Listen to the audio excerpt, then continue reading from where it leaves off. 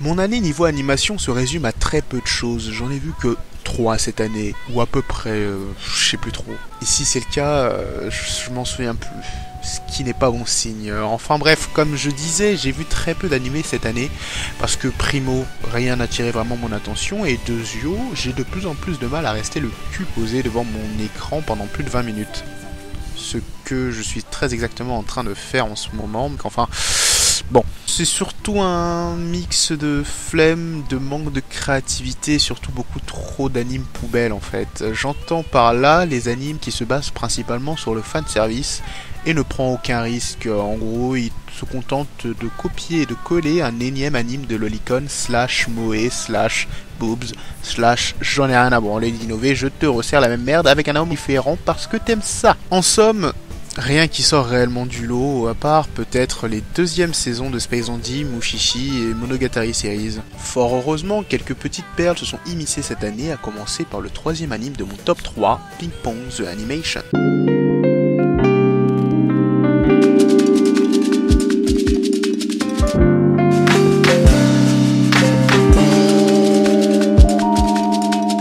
Première chose à savoir, ce n'est pas un animé original mais une adaptation du manga presque éponyme du grand Taiyo Matsumoto.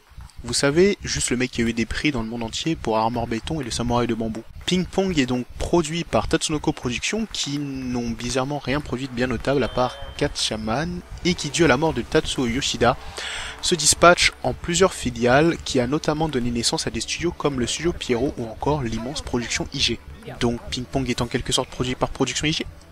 La réalisation est laissée à Monsieur Masaaki Yusaha et le petit studio Science Saru créé par lui-même et sa camarade chinoise Eung Choi-yo, qui ont taffé sur principalement la plupart des films Crayon Shin-chan, la série animée Crayon Shin-chan, Space Dandy et l'excellent Mind Game, rien que ça. On a donc là une adaptation en série animée d'un manga de qualité, écrit et dessiné par un mangaka de génie, produite par l'une des boîtes de production les plus respectées de ces dernières années, et réalisée par un studio assez obscur, mais de grande qualité. Donc au final, qu'est-ce que ça donne? Eh bien, c'est un cocktail explosif qu'on a là. L'OST est à tomber par terre, l'histoire et les personnages claquent, c'est en 11 épisodes, donc on n'a pas le temps de se faire chier, c'est l'un des 3 rares animes qui prend la peine de prendre des seiyuu qui parlent une langue étrangère pour les personnages qui ne parlent pas le japonais, mais surtout la réalisation est plus qu'époustouflante. Science Saru et Masaaki Yusaha ont très bien retranscrit le trait particulier et fou de Matsumoto, cet aspect crayonné limite abstrait, et ont rajouté une espèce de coloris et dynamisme, les effets de style, de caméra, je pense au zoom, dézoom, transition, etc. On a très certainement là l'anime le mieux réalisé de 2014, et pourtant j'en ai vu que 3. En deuxième position, Hajime no Ippo The Rising. Bon, tout d'abord, oui je sais, l'anime a commencé en 2013.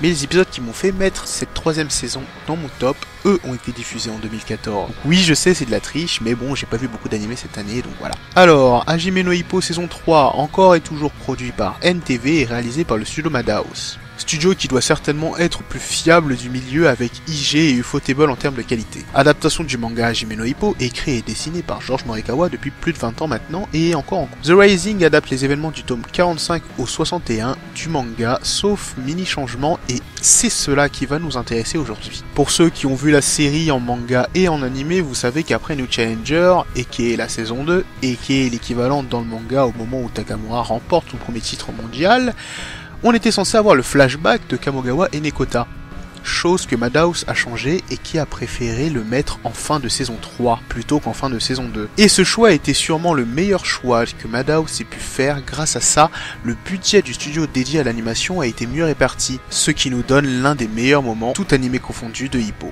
Tout est bon à prendre dans ce flashback. L'animation, premièrement, oui, qui contrairement au reste de la saison est constante et contient une haute moyenne d'images par seconde, mais surtout l'histoire qui est à couper le souffle. Le contexte temporel aussi, l'après-seconde guerre mondiale du point de vue du Japon, et qui plus est du point de vue d'un sport, c'est simplement du jamais vu. En apprendre plus sur le coach du manga et son meilleur pote est un véritable bol d'air frais avec un parfait équilibre entre action, comédie et mélancolie. Et pas une mélancolie niaise, non, une mélancolie comme on en a vu rarement dans Hippo, une mélancolie qui n'a pas à rougir face à un tombeau de lucioles.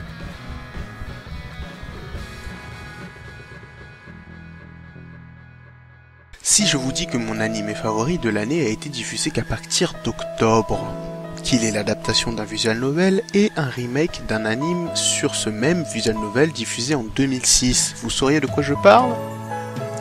Vous l'aurez bien deviné, je parle bel et bien de Kanon. Fate Stay Night Unlimited Blade Works, Type Moon continue son excellent projet avec Ufotable d'adaptation des plus importants chemins, ou autrement dit arcs, ou autrement dit finalité différente de Fate qui a commencé en fin 2011 avec Fate Zero. Comme dit tout à l'heure, Fate est à la base un visual novel ou autrement dit bouquin interactif avec des voix et des illustrations. J'ai jamais su en quoi c'est un jeu vidéo ça. Ok, certains de tes choix influent sur l'histoire, mais quand même. Enfin, bref, ce jeu a été développé et édité par Type Moon en 2004 et adapté en animé sur les télévisions japonaises par le studio Jin en 2006. C'est à cette occasion que j'ai découvert la licence, à vrai dire. Au départ, j'étais pas très emballé, même pas plus que ça, mais tout a changé quand j'ai découvert l'adaptation de Fate Zero par Ufotable. C'était tout bonnement une claque interstellaire. Ufotable annonce en 2014 avec Type Moon, pour notre plus grand plaisir, la suite de Fate Zero, Fate Stay Night 2014. Et tout ça entre deux films de Garden of Sinners. Ça n'a rien à voir avec ma chronique, mais je vous conseille ça d'urgence. C'est sûrement ce que l'animation japonaise a produit de mieux depuis 2005-2006 par là. Donc, Fate Stay Night, meilleur animé de 2014, c'est un grand oui. Ufotable a encore confirmé grâce à cette suite / remake que c'était bel et bien mon studio d'animation favori, qui ne ressemble à personne d'autre dans sa réalisation, aussi bien mêlé images de synthèse, images 2D et mouvements de caméra en 3D tout en gardant un parfait étalonnage. Ce n'est pas à la portée de tout le monde. On a droit au point de vue de deux persos principaux, Rin et Shiro, 3 épisodes bien fournis de 40 minutes, une qualité d'animation constante bien qu'inférieure à celle de Fate Zero forcément, mais très largement au-dessus de la moyenne et un scénario certes moins cru et sombre que Fate Zero encore une fois, mais ne manque pas de subtilité pour autant, et qui sait toujours être aussi efficace pour remplir son rôle de base, nous divertir. Fate Stay Night 2014 est un exemple de comment produire un anime relativement mature sans péter le plus haut de son cul et ne jamais laisser le temps à l'auditeur de s'ennuyer, car on a presque un ratio de 1 Sakuga par épisode. Donc chapeau bas Ufotable et surtout, merci. C'était mon top 3 des animes de l'année, n'hésitez pas à le critiquer dans les commentaires, mettre un like si vous avez aimé, ou sinon dislike, mais surtout n'oubliez pas de me faire part de votre top 3 de l'année. C'était Young Sensei, ciao.